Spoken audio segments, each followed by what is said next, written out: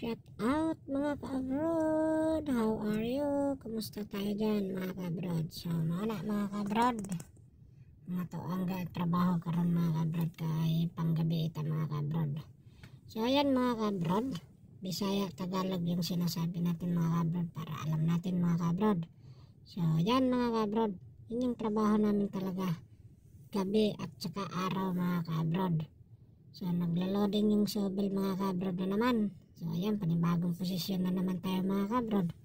So ganyan lang mga ka-abroad yung trabaho natin gabi-gabi mga ka-abroad. Kaya huwag kayong magtaka mga ka-abroad kasi ganun talaga yung trabaho namin mga ka-abroad. Kaya kung anong pa man dyan tayo mga ka-abroad, kaya trabaho lang trabaho. Huwag tayong mareklamo.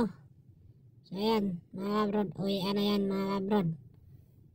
Tara mga ka-abroad, para makita ninyo yung site na parking lot namin mga ka-abroad. Yan, ganyan yung lugar namin mga ka-abroad dito ha, sa desierto mga ka-abroad. So nag-stop tayo mga ka-abroad kasi intersection point tayo mga ka-abroad. Hindi pwede tayong pumasok kasi may kasalubong. So ayan mga ka-abroad, tara pasok.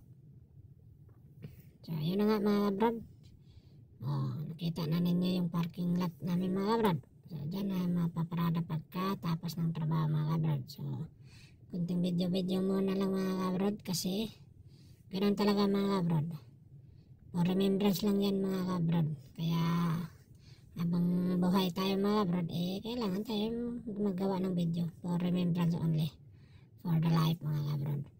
So please support my YouTube channel mga ka-abroad. Click notification bell and subscribe and share. Salamat.